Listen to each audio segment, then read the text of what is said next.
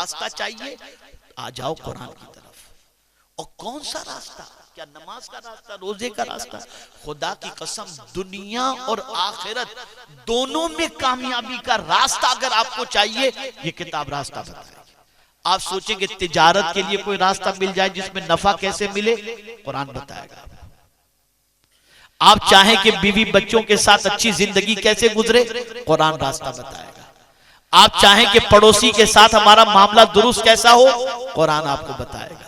आप चाहें कि सफर आराम से आप करें, कैसा तरीका इख्तियार किया जाए, कुरान आपको बताएगा। हर चीज के हवाले से अल्लाह की ये किताब रहनुमाई करती है।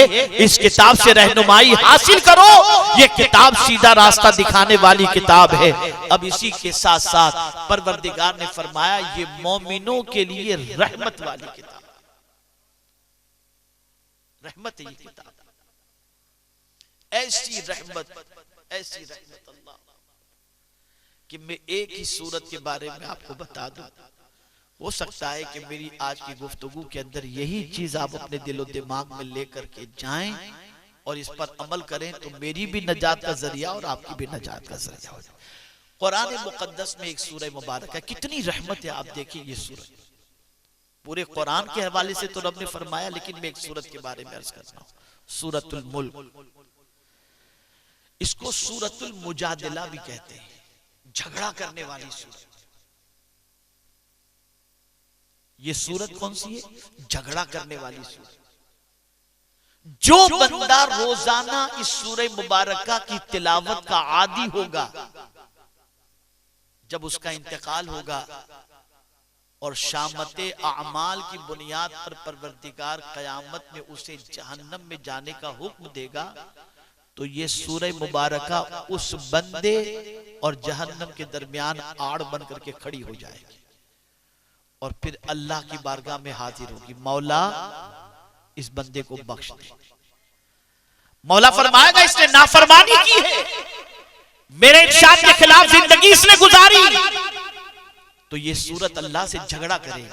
सरकार फरमाती झगड़ा करेगी, और किस तरह झगड़ा करेगी? अल्लाह से अर्ज करेगी मौला मेरी सिफारिश इसके हक में कबूल कर, वरना अपनी किताब से मुझे बाहर कर दे, निकाल दे अपनी किताब से। मौला सूरह मुल्क की सिफारिश कबूल करेगा और उस बंदे को जन्नत अता फरमा देगा। ऐ रसूल आज़म सल्लल्लाहु अलैहि वसल्लम के दीवानों, आप जरा सोचें, सूरह मुल्क पढ़ने के अंदर 5 मिनट मुश्किल से लगते हैं, लेकिन यही सूरह मुबारका कब्र के सवालों जवाब से भी बचाएगी और मैदान महशर के अंदर अल्लाह अज़्ज़ व जल्ल के अजाब से भी बचाएगी। लेकिन हमारी कौम के पास टाइम नहीं, कौम के पास टाइम। गाने सुनकर रोएंगे, हालात सुनकर रोएंगे, गजलें सुन करके रोएंगे, इमोशनल सीन देख करके रोएंगे, कुरान सुन करके नहीं। तो इस किताब से अपने ताल्लुक को मजबूत करो।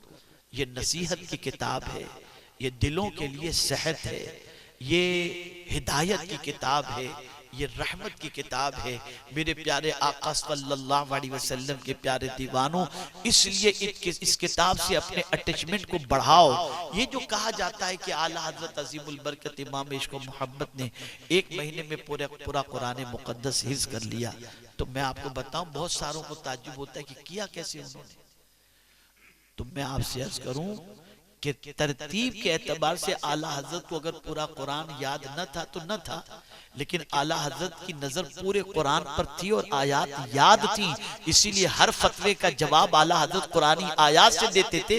बस इस जरूरत ये पेश आई कि उसको तरतीब से याद कर ले, तो आला हजरत ने तरतीब से याद कर लिया, वरना कुरान, अल्लाह अकबर, इमाम इश्क मोहब्बत की नजर कुरान पर इतनी थी, सवाल कोई भी होता जवाब इमाम इश्क मोहब्बत कुरान से देते नजर आते थे। कुरान से अपना ताल्लुक मजबूत करो, बहुत मजबूत करो। इस किताब को पढ़ो, इस किताब को समझो, इस किताब को सिर्फ पढ़ो और समझो तक न रुको, इस किताब को अमल की किताब समझो। और ये भी याद रखें, कुरान तख्ती पर नाजिल नहीं हुआ, हुजूर के कल्बे अनवर पर नाजिल हुआ।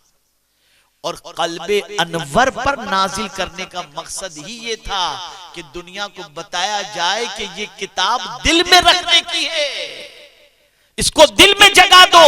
इसीलिए हुजूर फरमाते हैं कयामत के करीब मामला ऐसा होगा, लोग कुरान पढ़ेंगे लेकिन कुरान उनके हलक के नीचे नहीं उतरेगा।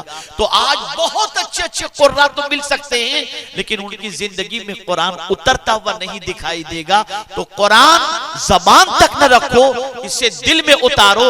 इधर दिल में कुरान को जगा दोगे, परवरदिगार जल्ल जलालो दिल का करार, कब्र का करार और हश्र के करार की दौलत से माला माल फरमा देगा। अल्लाह